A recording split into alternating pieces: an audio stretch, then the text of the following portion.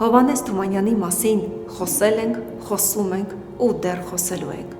Նա եզակի մտածողներից ում գրական ժառանգությունը բացառիկ է ու անզուգական, բայց եւ անզուգական է նա ազգի ճակատագրի բեռը հլու տանելու մեծ առաքելության մեջ, ու դա հազարապատկում է նրա հանճարի չափը։ Հովհաննես Թումանյանը ասում էր, որ մարդիկ կան, որ ապրում են իրենց համար, մարդիկ կան, որ ապրում են ուրիշներին տանջելու համար, մարդիկ էլ կան, որ ապրում են տանջվողներին օգնելու համար, եւ ավաղ նրանք քիչ են։ Հովհաննես Թումանյանը այդ քչերից էլ չէր, նա եզակի անհատականություն էր։ Նա ոչ միայն տաղանդավոր մեծատաղանդ գրող էր, ոչ միայն ամենայն հայոց բանաստեղծն էր, այլև մեծ հումանիստ էր։ Հայ ժողովրդի համար բարդ ու դաժան ժամանակներում նա կանգնած էր որպես հենասյուն, թե նյութապես, թե հոգևորապես։ Թումանյանի ներկայությունն առհասարակ ուժի, համբերության ու հավատքի աղբյուր էր, որ շատերին օգնում էր դիմակայել։ Ապացույցը նրա մեծ սիրտն էր, պատրաստ ամեն ինչ զոհաբերելու հանուն ազգի։ Ապացույցը զավակներին հանուն հայրենիքի տալու պատրաստակամությունն էր։ Ամենայն հայոց բանաստեղծի բացառիկ հանճարի հետ մեկտեղվում են, զուգակցվում են նրա մարդկային բարձր առաքինությունները, խորը անհատակ մարդասիրությունը եւ ապրումակցման մեծ զգացումը, անծայրածիր զգացումը, որը իհարկե չնսեմացնենք մնացած բոլոր գրողներին, հանճարներին, բայց ոչ մեկը չունի։ Մարդասիրության այդ խորը դիեզերական զգացումը հատկապես դրսևորվել է 1915 թվականին, երբ նա սկսեց զբաղվել որփախնամ գործունեությամբ։ Սիրելի Անդրանիկ, ես 4 տղա ունեմ, 4-ն էլ երկրի կառավարության ազգային խորհրդի եւ քո տրամադրության տակ են։ Իսկ 4 աղջիկներս պատրաստական գնում են թիկունքի աշխատանքներին, ինչի ոչ ընդունակ կլինեն։ Սա Անդրանիկին գրված Թումանյանի նամակն է իր ընտանիքի զոհաբերման նրա պատրաստակամության վկայությունը։ Անդրանիկը իր հուշերում արձանագրում է, որ Հովհաննես Թումանյանը թողած իր տուն ու տեղը իր երկու աղջիկների հետ եկել էր Էջմիածնի պատերի տակ եւ օգնում էր հայ ժողովրդին եւ ամբողջովին նվիրվում է ամենայն հայոց բանաստեղծը իր ժողովրդին։ Իրեն հատուկ բացառիկ հեռատեսությամբ բանաստեղծը դեռ 1913 թվականին կանխազգացել էր 1915 թվականի ողբերգական իրադարձությունները գրելով. Թուրքիան կդիմի ամենահրեշավոր միջոցներին վերջ դնելու հայ ժողովրդին իր հարցի հետ միասին։ Թումանյանը լավ էր ճանաչում թշնամուն, չէ՞ որ Կովկասյան ռազմաճակատում սեփական աչքերով էր տեսել նրանց գործած վայրագությունները, իր նոթերում թողնելով այնպիսի սահմռկեցուցիչ գրառումներ, որոնք նույնիսկ մեկ դար անց անհնար է ընթերցել առանց սարսափի։ 15 թվականի հունիսին, երբ որ նա Վան գնաց, իդեպ այնտեղ գնաց Հայ ազգային բյուրոյի հանձնախմբի կազմում, այդ կազմում էին Շիրվանզադեն, Հովսեփ Խունունցը, հոգևոր այլ անձեր, եւ գնալու հիմնական նպատակն այն էր, որ պտտվում էին ստահոդ լուրեր, իբրև թե հայ կամավորական ջոկատներն այնտեղ զբաղված են թարանով, սպանում են քուրդ եւ թուրք խաղաղ բնակչությանը, այսպիսի ուրեմն լուրեր, եւ Թումանյանը իբրև իր ազգի պատվախնդիր զավակ փորձում էր հասկանալ իրականում դա ճիշտ է թե ոչ, եւ այդ խմբի հետ ինքը նույնպես եղավ Արևմտյան Հայաստանում եւ շատ բան հասկացավ։ Իր աչքերով տեսավ այն, ինչ անհնար է երևի նկարագրել, երբ որ կարդում ենք Թումանյանի գրառումները, ծոցատետրերը, գրառումներն ենք կարդում, ուղղակի սարսափում ու ապշում ենք, ինչպես կարող է մարդկային միտքը այդքան իջնել կամ այդքան կորցնել իր մարդկային էությունը, աստվածային նախակերպը կորցնել եւ այնպիսի գազանաբարով վարկ դրսևորել, ինչի ականատեսը եղավ Թումանյանը։ Գրում էր, թե ինչպես են այնտեղ սպանել հայ մարդկանց, հայ երեխաներին, ինչպիսի ձևերով, ինչպիսի խաղ են խաղացել մարդկային կյանքերի, մարմինների, ճակատագրերի հետ։ Մարտադաշտի անմարտկային տեսարանների հետևանքներից հետո ծանր ապրումների ու ֆիզիկական ցավերի մեջ Թումանյանը հասնում է Թիֆլիս, որտեղ բժիշկները նրան խորհուրդ են տալիս անմիջապես մեկնել որևէ առողջարան կազդուրվելու։ Ցավոք, առողջարանի գումար չուներ։ Ուստի ընկերոջ խորհրդով գնում է Թաբախմելա ամարանոց, հույս ունենալով մի փոքր հանգստանալ ու ավարտին հասցնել իր հազարան բլբուլ գործը, ինչը չհաջողվեց անել, քանի որ ընդամենը 2-3 օր անց վրա հասավ Եղեռնի ու ավերիչ գաղթի գույժը։ Թումանյանն առանց վարանելու Թիֆլիսից եկավ Էջմիածին տեր կանգնելու հավաքված հազարավոր գաղթականներին, հատկապես որբ երեխաներին։ Ականատեսների վկայությամբ դա ուղղակի այդ վայրը դժոխք էր բաց երկնքի տակ։ Այդքան փախստականներ, սուր վարակիչ հիվանդություններ, մարդիկ բառից բուն իմաստով ամեն օր մահանում էին հիվանդություններից։ Երեխաներ մինչև 3 տարեկան, որոնք այս կյանքում ապրել էին ընդամենը 3 տարի, բայց ինչ արհավիրքներ էին տեսել։ Թումանյանը միանգամից գնաց Էջմիածին, խոսեց կաթողիկոսի հետ եւ իր վրա վերցրեց խնամքը, վարչական խնամքը այդ որփուկների եւ բայց լինելով խորը զգացողություններ ունեցող բանաստեղծ, նա հասկանում էր, որ միայն վարչական խնամքը բավարար չէ։ Այդտեղ պետք էր նաև եւ հոգեվոր եւ հոգեկան խնամք, եւ նա տանում էր այդ խնամքը երեխաների նկատմամբ ու երեխաները նրան անվանում էին հայրիկ։ Էջմիածնում էին ցեղասպանության սարսափները տեսած, խեղված հոգիներով, ամենատարբեր հիվանդություններով վարակված, կեղտոտ քաղցած ու մերկ անհամար երեխաներ, եւ նրանց կողքին առաջին իսկ օրից կանգնած էր բանաստեղծը։ Այդ ինչքան ուժ ու բարություն կար Հովհաննես Թումանյանի մեջ, որ նույնիսկ այդ ծանր բանը այդքան կորուստներից հետո երեխաների նկատմամբ այդքան սիրով էր, այդքան ուշադիր էր։ Նա շատ հուշագիրներ պատմում են, փողոց իր ընկերները, եթե ասենք քաղաքից Թիֆլիսից հեռանում էին, երեխաները մնում էին առանց օր, առանց քաղցրեղենի, առանց փողոցում կանգնեցնում է երեխաներին, կանֆետ էր առնում, ինչ-որ խասր բաներ տալիս, որպեսզի երեխաները չզգան, որ բացակայություն է։ Սա հենց այնպես գլխով չի լինում, սրտով է լինում, այսինքն ամբողջությամբ է լինում։ Թումանյանն այդպիսի մարդ էր։ Թումանյանն անձնազոհությամբ նվիրվեց գաղթականների խնամքի գործին, նրանց համար դառնալով հենարան ու սփոփանք, իր ներկայությամբ փորձելով մեղմել նրանց կրած վիշտը, կազմակերպել օգնություն, հոգ տանել նրանց կեցության ու բուժման մասին։ Անդադար շրջում էր, խոսում նրանց հետ, քաջալերում, հավատ ներշնչում երեխաներին, ջանք անելով ինչ որ կերպ վերադարձնել նրանց մանկության կորցրած ջերմությունը։ Այդ օրերին էր, որ նա շփվեց շատ որբերի հետ, ծանոթացավ շատ որբերի հետ։ Մի քիչ ավելի ուշ աշնանը իր գրած հոդվածներից մեկում Էջմիածնի որբերի հիշողություններ Էջմիածնից, նա շատ տխուր ելևէջներով է հիշում այդ երեխաներին, ասում է ես նրանց մեջ էի, ես նրանց նման եմ, ես նրանց ամբողջ այդ վիշտն ու ծանրությունը հիշում եմ, տանում եմ եւ այնքան դժվար է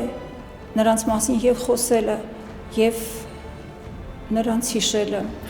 Էջմիածնի բակերում ու ապաստաններում օրեցօր ավելանում էր մարդկանց հոսքը։ Ամեն կողմից գալիս էին գաղթականներ, իրենց հետ բերելով ոչ միայն անտուն ու անօթևան լինելու ծանրությունը, այլև սովի, հիվանդության ու անդառնալի կորստի հետևանքները։ Օգնության կարիքը անհետաձգելի էր։ Անհրաժեշտ էր թե սնունդ ու հագուստ, թե հոգատար ձեռք ու սփոփիչ խոսք։ Այդ պայմաններում յուրաքանչյուր ոք, ով համարձակվում էր մոտենալ ու ծառայել նրանց, գիտակցում էր, թե ինչպիսի ծանր ու պատասխանատու գործ է ստանձնում, որովհետև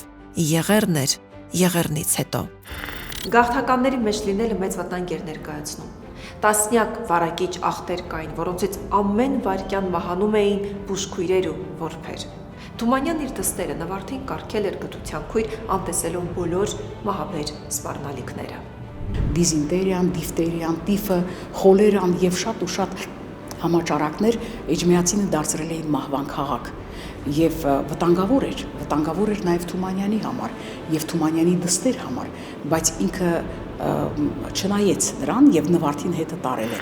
Ականատեսները գրում էին. Էջմիածնի հավաքատեղին այդ ժամանակ ոչ միայն դժոխք էր, այլ մահ, բառի լայն իմաստով։ Տասնյակ հիվանդություններ, դրանցից ամեն վայրկյան մահացող որբեր ու բուժքույրեր, սակայն Թումանյանը պատրաստ էր զոհել անգամ սեփական երեխայի կյանքն անգամ, որովհետև ասպարեզում հայրենակիցների գոյության հարցն էր։ Նա անմիջապես սկսել էր իրականացնել որբերի տեղաբաշխման, սննդի, հագուստի, հիգիենայի հետ կապված բոլոր վարչական հարցերի համակարգումը, բայց գիտեր, որ այդ բոլոր հրատապ հարցերից ավելի կարևոր է որբերի հոգեկան աշխարհը։ Զգայուն բանաստեղծը շատ լավ հասկանում էր, որ ընդամենը մի քանի տարեկան այդ մանչուկները տեսել են անհավատալի, սարսափելի ոճրագործություններ, ականատես եղել, թե ինչպես են ամենավայրագ ձևով սպանվում իրենց ծնողներն ու ընտանիքի անդամները։ Ինչ էր ուզում Թումանյանը, նախ ասեմ, որ այս իրադարձություններով հանդերձ նա չէր կորցնում իր հույսը։ Գրեց մի շարք հոդվածներ այդ օրերին, հույսով հավատով լի հոդվածում հատկապես ինքը փորձում է հիշեցնել հայ ժողովրդին, որ այսպիսի պատմություններ, այսպիսի իրավիճակներում հայերը շատ են եղել, բայց միևնույն է հայը միշտ պիտի ապրի, պիտի շարունակի չկորցնել իր հույսը։ Դա Թումանյանի իբրև հայ ժողովրդի զավակի կարծես թե պարտականությունն էր այդ ծանր օրերին հույս տալ իր ժողովրդին, թեև ինքը շատ բան գիտեր, շատ բան հասկանում էր, իրականությունը երբեմն այլ շերտեր ուներ, քան երևում էր, եւ այդ ամենը ինքը շատ լավ գիտեր, բայց միևնույն ժամանակ հասկանում էր, որ իր ժողովուրդը կարոտ է նաեւ բարի խոսքի, նաեւ հուսադրության, հակառակ դեպքում ամեն ինչ կարող էր կորստի մատնվել։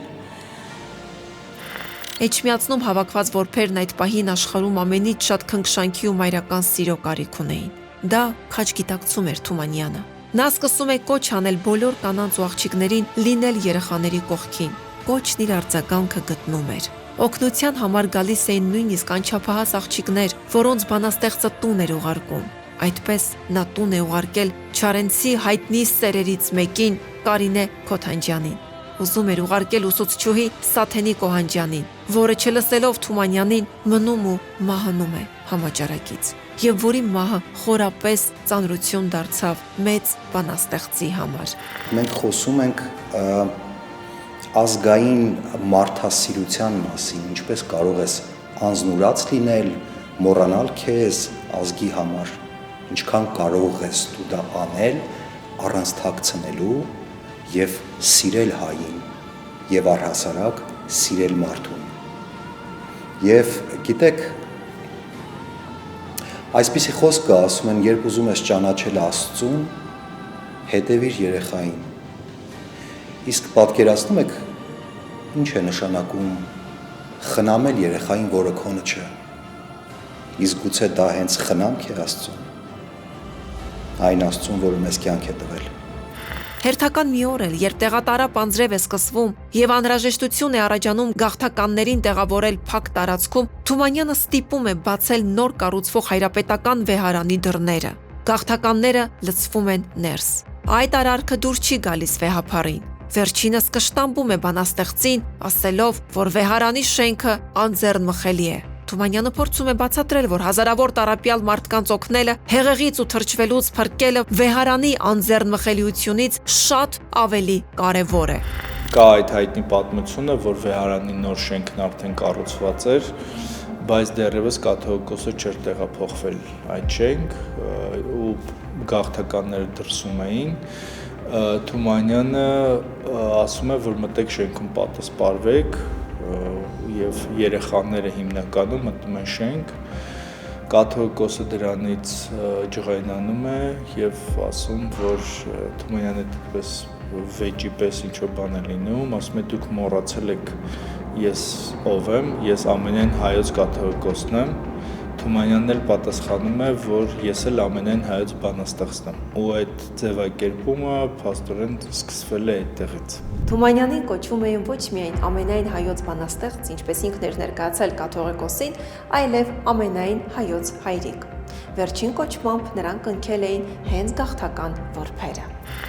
Ինչքան էլ բոլորը նվիրմամբ կատարեին իրենց աշխատանքը, միևնույն է, որբերի ամենասիրելին, միակ հույսն ու ապավենը Թումանյանն էր։ Իրենց բողոքներով, խնդրանքներով դիմում էին բանաստեղծին, հիվանդ ու կարիքի ժամանակ նրան կանչում։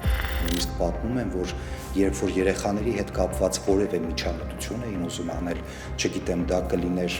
բժշկական միջամտություն, հասարակ մաս կտրել, երեխաներն ասում էին, մինչև հայրիկը չլինի, չենք ուզում։ Որ փախնամ գործունեությունը ոչ թե այսպես հպանցիկ, իրադրական,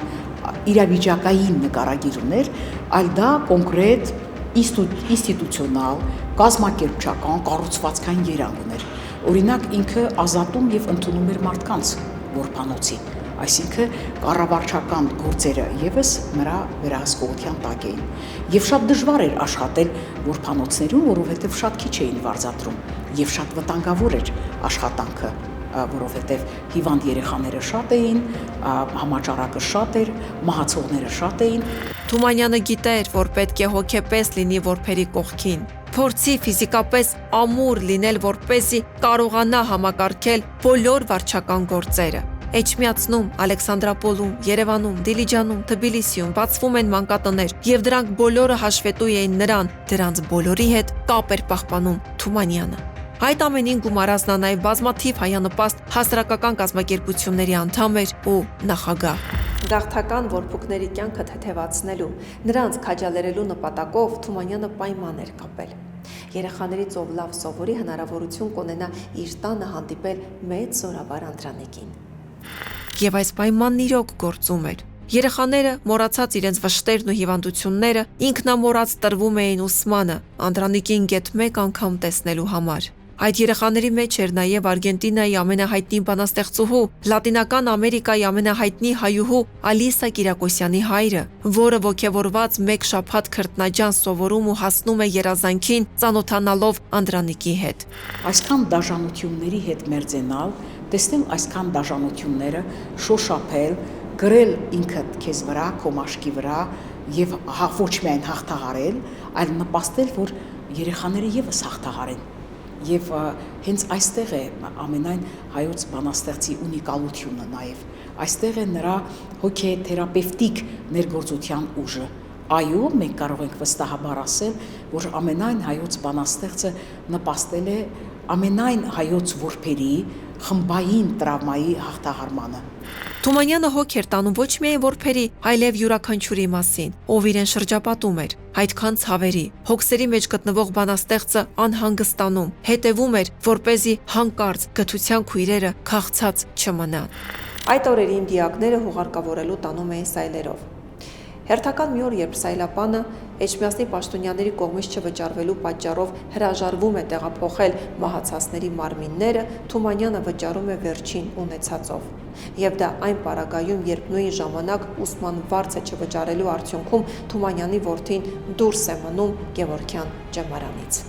Նույնիսկ այսպիսի բան էլ կար, երեխաներին ուրեմն հիմնականում առանձնացնում էին, որբանոցներ էին տալիս, նրանց ավելի շատ կերակրում, ոնց որ ավելի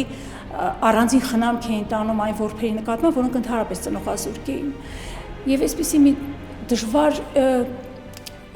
ըմբռնելի գուցե, բայց այնուամենայնիվ ըմբռնելի էր նաև այդ պատկերը, որ ծնողը ասում էր իմ երեխան չի, ես իր մայրը չեմ, երեխայից հրաժարվում էր, երեխան Թումանյանը ասում է հաճախ մորից քաշում էր, մարե, ուր ես գնում, մարե, ասում էր չէ, իմ երեխան չի, ու ասում է հասկանում էր ու երբևէ չէր բայկանում այդ մոր վրա, որովհետև հասկանում էր, որովհետև իր երեխան այդ պահին ավելի այնպիսի հոգատար ձեռքերի մեջ էր, որ ինքը չէր կարող տալ իր երեխաներին։ Եվ հասկանում էր ու չէր ընդհակառակ ասում էր մայրը, հայր մայրն է միայն ընդունակ հրաժարվել երեխայից, միայն այն դեպքում, որպեսզի այդ հրաժարումը երեխային բերի հաջողություն։ Թումանյանը վազում էր կետից կետ, վրանից վրան, մի մեռնողից դեպի մի ուրիշ մեռնողը։ Կարկադրում էր հրամայում, կշտամբում, ժպտում, շոյում, զայրանում։ Վահան Թոթովենց։ Բոլոր այն մարդիկ, որոնք երեխա էին որդեգրում, որոշակի գումար էին ստանում հասարակական կազմակերպություններից։ Պարտքերի մեջ գտնվող Թումանյանն իր որդեգրած 10 երեխաների համար հրաժարվում է գումար վերցնել որևէ կազմակերպությունից։ Հայր, այդ անտեր մնացած երեխաների համար։ Արասեք զարմանալի մարդ է Թումանյանի ֆենոմենն էլ ինձ թվում մենք լրիվ չենք հասկանում։ Շատ են գրում, գրքեր են գրում, հոդվածներ են գնում, ցանկացած հայ գիրով է Թումանյանը, բայց հասկանալ այս մարդու էության այդ լայն հորիզոնները, ամբողջ օրդի ճակատագիրը, մեր ամբողջ պատմության ցավը իր մեջ կար, եւ այդ բոլորի հետ միասին ուժը կար դիմանալու, մնալու եւ այդ վիճակից դուրս գալու։ Նա նաև որդեգրում էր գաղթական երեխաներին։ Թումանյանի որդեգիրներից են արգենտինահայ բանաստեղծուհի Ալիսա Կիրակոսյանի հայրը, Կարեն Դեմիրճյանի մայրը, Լուսնթագը։ Թումանյանը ուներ 10 երեխա, բայց նաև որդեգրեց 13 երեխային։ Նրանց թվում էր նաև Կարեն Դեմիրճյանի մայրը, իմ տատը, Լուսա Դեմիրճյանը։ Թումանյանը հաճախակի այցելում էր նաև Ալեքսանդրապոլի որբանոց եւ մի անգամ որբանոցից Լուսիային տանում է իրենց տուն եւ Լուսա Դեմիրճյանը դառնում է Թումանյանների տան անդամ։ Դա իհարկե անջնջելի խորը հետք է թողնում իր ամբողջ կյանքում։ Նա շտապես պատմում էր Թումանյանների ընտանիքի մասին, ծանոթանում է Թումանյանների տանը Անդրանիկի հետ, Ռիմա Դեմիրճյանի գրքում է ամենալավ նկարագրված է, նա հպարտորեն նշում էր, որ Թումանյանի սանիկն է, երևույթին իրեն եւ այլ մյուս երեխաներին կնքել էին, եւ նա գրեթե մինչև իր կյանքի վերջ կապը պահում է Թումանյանների ընտանիքի հետ։ Քանի որ հայ գրողների Կովկասյան միության նախագահն էր, հենց նա միությանը ստիպեց որդեգրել 3 շնորհալի երիտասարդների՝ Միհրան Թութունջյանին, Վաղարշակ Նորենցին եւ Նորայր Դաբաղյանին։ Բանաստեղծը նաև ֆոնդ ստեղծեց այդ 3-ի համար, որպեսզի նրանք կարողանան ուսում ստանալ եւ ապրել։ Ցավոք գրականագետ դարձած Նորայր Դաբաղյանը հետագայում դարձավ Չարենցի գրականության ջանասեր ընդդիմախոսներից։ 15 թվականի որբերի մեջ էր նաև Մայրանուշ Պարոնիկյանը, նա հայտնի դերասանուհի է, որին մենք շատ լավ ճանաչում ենք։ 14-15-ամյա աղջնակը վերցնում է ջրի դույլը եւ գնում ջուր բերելու, իսկ մայրը այդ վատթար վիճակում էջմիածնի պատերի տակ էր։ Երբ մոտենում է աղբյուրին, նրան մոտենում է մի բարձրահասակ անձնավորություն եւ ասում է, որտեղ է մայրիկդ, ասում է այնտեղ է հեռվում եւ ասում է գրպանից հանում է մի թղթադրամ, տալիս այդ աղջնակին եւ ասում կտաս մորդ, թող քեզ համար չստեր առնի։ Հետագայում այդ պահին նա չէր ճանաչում ով է այդ անձնավորությունը, հետագայում իր հիշողության մեջ նա պիտի երկար հիշեր այդ անձնավորությանը, իսկ այդ անձնավորությունը մարմնացյալ բարություն Հովհաննես Թումանյանն էր։ Մի անգամ կառքով գնալիս բանաստեղծը տեսնում է մի երեխայի, կառքը կանգնեցնում է, գթության քույրերից մեկին խնդրում գնալ ու բերել նրան։ Քույրը վերադառնում է, ասում, որ փոքրիկին դիպչել չի կարողանում, հիվանդ է ու ոտքից գլուխ պատված ոչիլներով։ Թումանյանն իջնում է կառքից, հանում գրպանից այդ օրերին միշտ իր մոտ բահվող սափրիչը, խուզում երեխային, փաթաթում իր թիկնոցի մեջ եւ տանում հիվանդանոց, փրկելով նրան։ Վիշտը համախմբել էր բոլորին։ Յուրաքանչյուրը փորձում էր օգնել ինչով կարող է։ Այդ նույն մղումով Էջմիածին է գալիս Մարտիրոս Սարյանը, սակայն չի հասցնում օգտակար լինել։ Բակում եւ միջանցքներում իրար վրա դարսված դիակներ, շուրջ բոլորը սով, հյուծված ու հիվանդ աչքեր, մահացողների ճիչեր։ Տեսնելով այդ իսկապես դժոխային տեսարանները, նկարիչն ուշագնաց է լինում։ Ուշքի գալուց հետո վատառողջ Սարյանը Թումանյանի հորդորով հեռանում է։ Տերյանը ուրեմն 15 թվականի վերջին գալիս է Երևան եւ անում մի բան, որը ուրեմն բացառիկել ոչ միայն հայ մշակույթի մեջ, այլ նաև համաշխարհային մշակույթի մեջ։ Հունվարի 18-ին այցելում է Որփանոց, չգիտենք դրա նախնական ինչ որ աշխատանքներ եղել են թե չեն եղել, որովհետև ուղղակի վկայություններ չկան, անուղղակի ապացույցներով է սա երևում, բայց հունվարի բոլոր երեխաները, որոնք ուրեմն մասնակցում են Տերյանի այս նախաձեռնությանը, այն է գրում են իրենց տեսածը եւ ուրեմն գաղթի ճանապարհի մասին եւ ուրեմն աղետների մասին եւ հերոսամարտի մասին ըստ երևույթին Տերյանը հանձնարարում է գրել աղետի մասին եւ երեխաները ամեն մեկը մի բան է պատկերացնում այդ աղետի ներքո ու մի քանի թեմաների մասին են գրել են նախ Վանի հերոսամարտի մասին, այսպես առանձնահատուկ բան է Վանի հերոսամարտը երկրորդ մեծ խումբը Վանի գաղթն է, որտեղ երեխաների մեծամասնությունը եղել են վանեցիներ, ուրեմն երրորդ խումբը բովանդակային Ալաշկերտի, Արջեշի եւ մի քանի այլ բնակավայրերի ուրեմն էլի այդպես կոտորածների մասին են, բայց ոչ Վանի, հենց կոնկրետ Եվ չորրորդ խումբը դրանք այլ պատմություններ են, որոնք երեխաները կապել են ցեղասպանության հետ։ Միշտ երեխաներով շրջապատված լինելը նաև նպաստել է իր գրականության հանճարին, իր գրական հանճարին եւ առհասարակ մարդասեր լինելը։ Ես ուզում եմ մի երկխոսություն ասեմ, որը Թումանյան ունեցել է մահվան մահճում, իրեն խնամող բժշկին հարցնում է. ինչ է մարդը։ Բժիշկը պատասխանում է. Թումանյան ասում է. ինչ է մարդը քո համար։ Բժիշկը պատասխանում է. ոչինչ։ Թումանյանը հակադարձում է։ Ասում է. մարդը ամեն ինչ է։ Եվ երբ մտածում ենք ինչ է արել Թումանյանը որբերի եւ հայ ազգի համար, կպատասխանեմ ինչպես շատ պարզ. ամեն ինչ։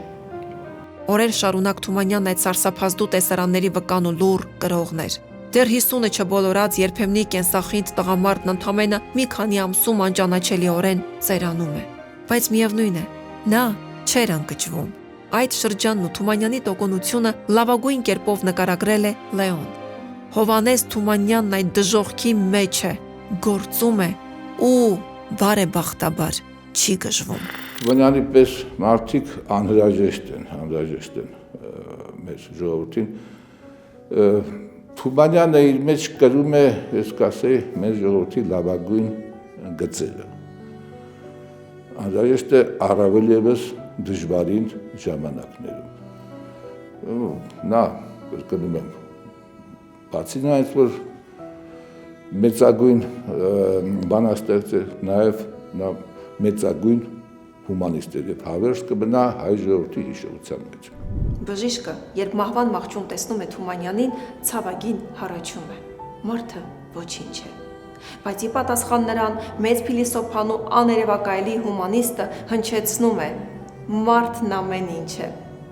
Հանճարն անուժ է, եթե պսակված չէ ամենապարզ, բայց եւ ամենակարևոր մարդկային արժեքներով։ Կյանքն ավարտելու պահին էլ ամենայն հայոց բանաստեղծի հորդորն ընտանիքին, հաջորդ սերունդներին ու մեզ չի ուշացել։ Ղոչ աղկացեք։